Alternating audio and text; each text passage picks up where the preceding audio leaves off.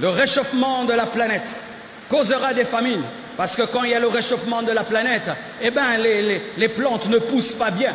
Les guerres causeront des famines. La sécheresse causera des famines. Parce que là, la terre, le climat est en train de changer. La cupidité créera des famines où on vend des choses tellement chères, tellement chères, tellement chères. Un sac de riz tellement cher, un sac de farine tellement cher. Et ce qui est pitoyable des fois, c'est que des propres Congolais, des propres Africains vendent des choses trop chères à leurs propres frères. Un sac que tu pouvais vendre à 50 $, tu le mets à 500 $. Toi, tu es devenu riche. Mais à quel prix l'autre a acheté ce qu'il t'a acheté? Des famines, des guerres, des pestes. Luc 21, verset 11. La Bible dit, il y aura des grands tremblements de terre et en divers lieux, des pestes et des famines. Il y aura des phénomènes terribles et des grands signes dans le ciel. Deutéronome 28, verset 58 à 61. La Bible dit, si tu n'observes pas et ne mets pas en pratique toutes les paroles de cette loi, écrites dans ce livre, si tu ne crains pas ce nom glorieux et redoutable de l'Éternel ton Dieu, l'Éternel te frappera miraculeusement, toi et ta postérité, par des plaies grandes et de longue durée, par des maladies graves et opiniâtres. Il amènera sur toi toutes les maladies de l'Égypte devant lesquelles tu tremblais, et elles s'attacheront à toi.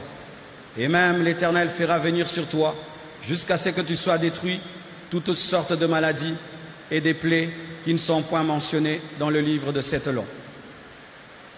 Les pestes symbolisent plusieurs maladies, plusieurs épidémies, des maladies curables et incurables.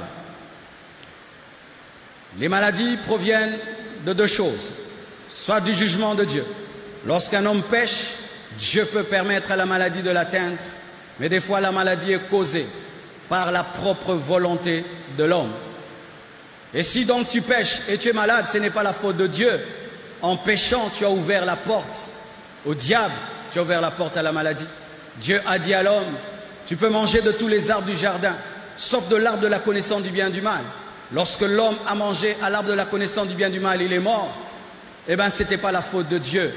Lorsque tu vis dans le péché et tu attrapes une maladie, ce n'est pas la faute de Dieu, c'est ta propre faute. Mais aussi, l'homme tombe malade parce que lui-même recherche la maladie. Et je vais parler de cela. Et d'ailleurs, c'est là vraiment que je vais m'apaisantir, car mes frères et sœurs, à la fin des temps, l'humanité sera sérieusement malade. Il y aura beaucoup de cancéreux. Il y aura beaucoup de stériles à la fin des temps. Il y aura beaucoup d'infirmes à la fin des temps. Il y aura beaucoup de gens qui vont mourir jeunes. Il y aura pas beaucoup de vieillards dans les deuils quand vous allez. Est-ce que tu es déjà allé dans un deuil d'un homme de 120 ans qui est décédé? D'un homme de 100 ans? D'un homme de 90 ans? Très rarement. La plupart des deuils, 60 ans, 40 ans, 30 ans, maximum 80. Et même quand tu rencontres cette personne de 80 ans, tu sens comme c'est à 120 ans. La population sera jeune. Il n'y aura pas beaucoup de vieillards parce que les gens vont mourir très très jeunes. Il y aura un taux de mortalité très élevé. Et vous connaissez l'histoire du sida, n'est-ce pas? Dans un pays de l'Afrique, un tiers de la population a le sida à cause de l'homosexualité. À cause du lesbianisme, le sida est entré dans le monde.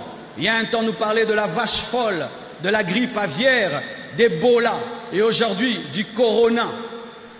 Tout cela, ce n'est pas la faute de Dieu, c'est la faute de l'homme qui a péché et l'homme aussi qui a créé des maladies. Est-ce que je peux un peu vous parler? Regardez mes frères et sœurs, voyez cette bouteille? Vous savez quelle est source de maladie? Qui le sait? Ah oui, il fut un temps, mes frères et sœurs, lorsque tu allais dans les maisons, qu'on te donnait de l'eau, c'était dans une bouteille en verre. Alléluia. Et d'ailleurs, quand j'étais allé voir le papa de maman Fifi, je l'ai trouvé avec une bouteille en verre. Et puis j'ai dit, papa, vous buvez de l'eau comme ça? Il a dit oui. il ne faut pas les bouteilles en plastique, c'est source de cancer de la prostate. Avec quoi on fait cette bouteille? Quelle matière? Quelle matière? Pétrole. Dites pétrole. C'est le pétrole. C'est avec du pétrole qu'on fait ces bouteilles en plastique. Alors qu'est-ce qui arrive? Quand est-ce que l'eau dans des bouteilles en plastique donne vraiment des maladies? C'est lorsque tu prends ton eau, tu mets dehors au soleil. Et vous avez remarqué ici à Kinshasa, on a des paquets de ces bouteilles où? À même le sol, sous le soleil. Une fois que c'est chauffé, les produits toxiques qui sont dans la bouteille se mélangent à l'eau. Et tu ne bois pas que l'eau, tu bois d'autres choses. Et il y a un produit dedans qui attaque la prostate des hommes et qui donne le cancer. Ceux qui sont riches, qui ont un peu de moyens, ils achètent ces bouteilles où? Dans des supermarchés, là où c'est tenu au froid. Mais la plupart, on achète dehors. Et la maman là ne connaît pas ce que je suis en train d'enseigner. Elle va mettre ça dehors, sous le soleil. Et toi tu bois. Demain tu as la prostate. Tu vas chasser tous les sorciers de votre famille alors que ton sorcier est dans ta bouteille. Mais quand on boit à la bouteille, c'est classe. L'eau en bouteille. Est-ce que je peux vous parler? Mes frères et sœurs, Jésus-Christ, lorsqu'il parle des temps de la fin, il parle d'une humanité malade. Et lorsque tu as fini d'utiliser cette bouteille, qu'est-ce que tu en fais? Certains commettent l'erreur de la réutiliser. On ne réutilise pas les bouteilles en plastique. Et d'autres, des fois, ils mettent des boissons chaudes dans une bouteille en plastique. Là encore, tu as fait encore une bombe chimique. Et d'autres, ils jettent. Mais quand tu prends cette bouteille et tu la jettes dans la terre, est-ce que la terre va produire des fruits? C'est ce qui va faire qu'il y aura maintenant la famine à cause de la sécheresse, à cause de l'infertilité plutôt de la terre, à cause de ces bouteilles. Dites four micro-ondes. Micro-ondes. Ils nous ont créé des micro-ondes. Et micro-ondes, ça fait classe. Ça fait classe. Tu ouvres et puis il n'y a pas le feu. Ce sont des ondes qui viennent sur ta nourriture et qui la réchauffent. Mais si vous ne savez pas, les micro-ondes enlèvent tous les nutriments de la nourriture. Quand tu manges une nourriture qui était au micro-ondes, il n'y a plus rien dedans. C'est bon dans la bouche, mais il n'y a rien dans le corps. Mais on est tellement paresseux. On ne sait plus ouvrir la plaque et chauffer la nourriture. On chauffe tout là-bas, tout là-bas, tout là-bas et tout là-bas. Et nous mangeons rien dedans. Dites pain blanc. Pain blanc. Qui aime le pain blanc? D'ailleurs, c'est ce que nous mangeons tout le temps. Le pain blanc, il est blanc. Si ton pain est blanc, il est blanc. Le pain blanc est un mauvais pain. Surtout celui du Congo. Ah là là. Quand on le met dans le four, il est petit comme ça. Quand il sort, il a grossi.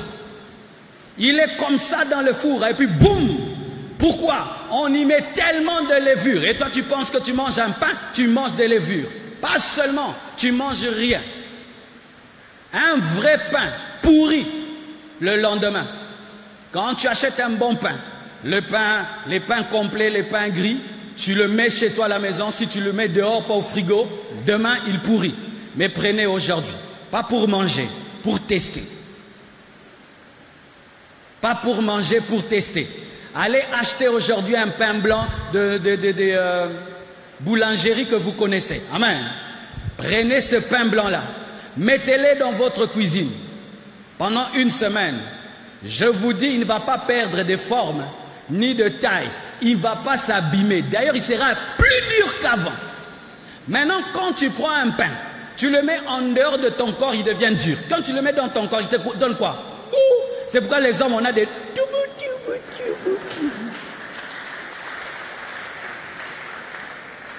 Ça donne l'obésité. Ça donne l'obésité.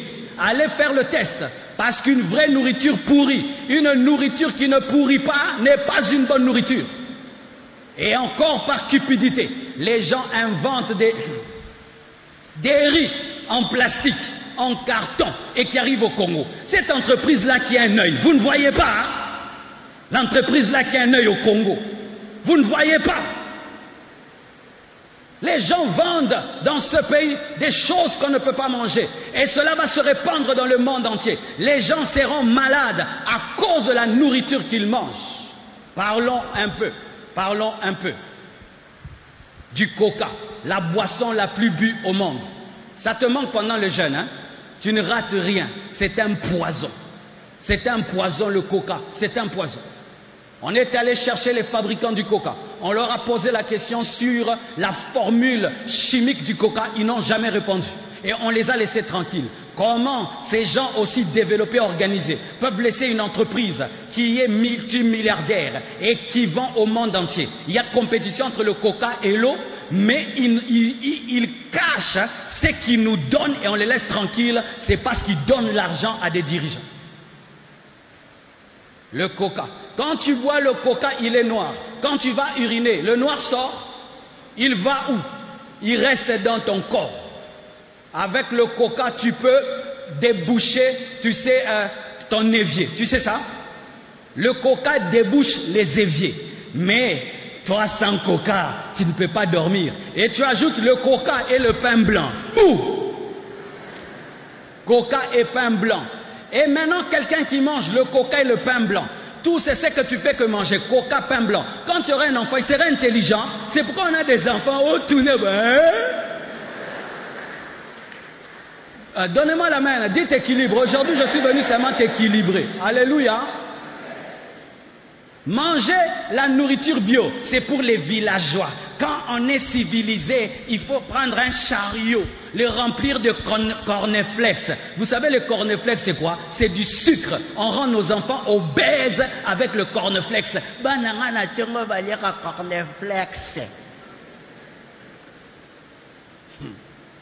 Donne à ton enfant le vrai maïs. Amen. Hein? Comme nous donnons le maïs vraiment, maïs, l'isangou. Mais pas le cornflakes, c'est du sucre. Et le Nutella. Dites Nutella. Tu sais le Nutella c'est quoi? Mafuta mbila batia sukali. Oui, en français. L'huile de palme sucrée. Prends le Nutella, expose-le au soleil. Et tu vas voir ce qui va arriver. L'huile va monter et en bas, il y aura un peu de chocolat. Donc quand toi tu donnes à tes enfants le Nutella, tu les rends obèses et tu les rends diabétiques. Et l'homme moderne, il aime tout le temps l'énergie. L'énergie. On n'aime pas être fatigué. On est tout le temps Red Bull, Monster. Red Bull, Monster, c'est pourquoi les gens ont des AVC. Quand tu es fatigué, va dormir, tu auras la force. Alléluia. Mais tout le temps des choses énergétiques et ça touche le cœur. Et quand tu cherches la formule de Monster et de Red Bull, dedans il y a quoi? La taurine. La taurine c'est quoi? C'est l'urine du taureau. L'urine du taureau. Taurine. Urine du taureau. Non, tu mets la Red Bull. Non, tu mets l'urine du taureau. Je connais quelqu'un qui ne faisait que boire cela. Aujourd'hui, il a un ventre jusqu'ici, hein, jusqu'ici, cherchant toujours l'énergie. Mon frère, homme moderne, quand tu es fatigué, va dormir, arrête de boire des choses. La sieste donne la force. La sieste donne la force. Donnez-moi la main. Hein. Les Wi-Fi. Quand tu as un Wi-Fi à la maison, ne le mets pas dans ta chambre. Et quand même tu dors, tu peux éteindre le Wi-Fi. Mais qu'est-ce qui arrive? Nous dormons avec des Wi-Fi allumés et des téléphones à côté de nous. Tu sais que quand tu dors avec un téléphone sur ta tête, entre dans Wi-Fi. Ça va te proposer tous les Wi-Fi qui sont aux alentours, non? Des fois même 50 Wi-Fi. Donc les 50 Wi-Fi sont en train de rechercher ton téléphone qui est à côté de ta tête. Donc les 50 Wi-Fi sont en connexion avec ton cerveau parce que ton cerveau c'est aussi un ordinateur. Ce qui fait que les sommeils ne sont pas profonds. Et quand le sommeil n'est pas profond, le corps ne se renouvelle pas et le corps ne sait pas lutter contre les maladies parce que c'est en dormant aussi que ton système immunitaire se renouvelle. Ce qui fait que nous avons des sommeils qui nous tuent parce que tu vas dormir pendant 8 heures, mais tu n'as pas dormi 8 heures, tu as dormi 2 heures du temps. Et c'est quand nous dormons, on se réveille.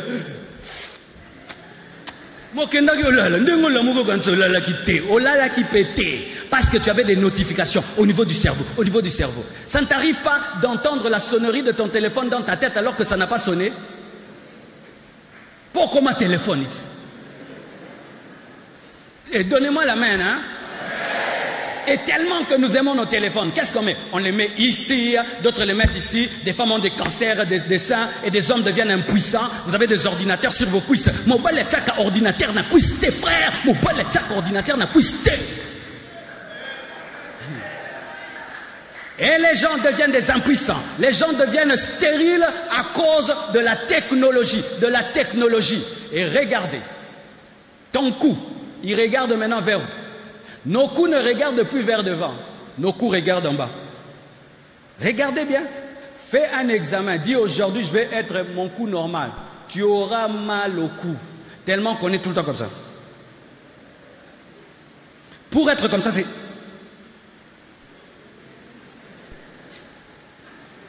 Et vous savez, lorsqu'une génération, la première génération, le cou courbé, deuxième génération, le cou courbé, troisième, quatrième, cinquième, dixième, dans les temps qui viennent, on va engendrer des enfants. Tu vois, moi, je vous dis la vérité. Et je vous dis la vérité, je vous dis la vérité, je vous dis la vérité.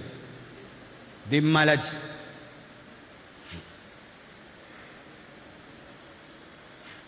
Est-ce que je peux parler?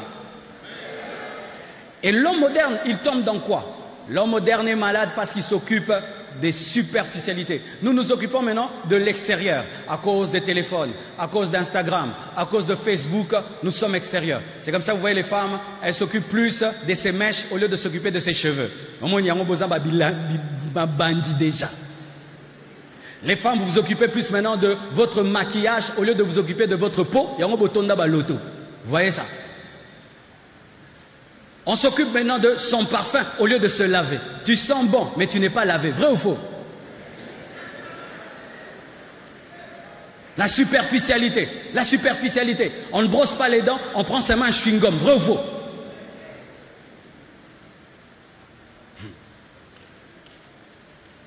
Remarquez autant de nos mamans. Est-ce qu'il y avait autant de stérilité? Autant de nos mamans. Il y avait autant de fausses couches? Autant de nos mamans. Est-ce qu'il y avait autant de fibromes? Aujourd'hui, les fibromes, c'est la nourriture que nous mangeons. Une viande café, une année dans le congélateur. Et tu la mets dans ton ventre. Et il y a des fibromes partout, des fibromes partout. Nous mangeons des choses remplies de pesticides. Même les fruits que nous mangeons. Tu prends une pomme, il n'y a pas de graines dedans. Comment? Comment? On appelle ça des OGM. Organismes génétiquement modifiés. Tu as le lait, mais tu ne vois pas la vache. Tu as le fruit, il n'y a pas la graine. Tu vois un petit poussin, un mois après, il devient gros comme ça. Et tu mets dans le ventre des fibromes. La nourriture est devenue tellement sophistiquée que les hommes commencent à mourir très tôt, des cancers et tout le reste, parce que l'homme a décidé de devenir le Dieu de lui-même au lieu d'appliquer les principes naturels que Dieu a donnés.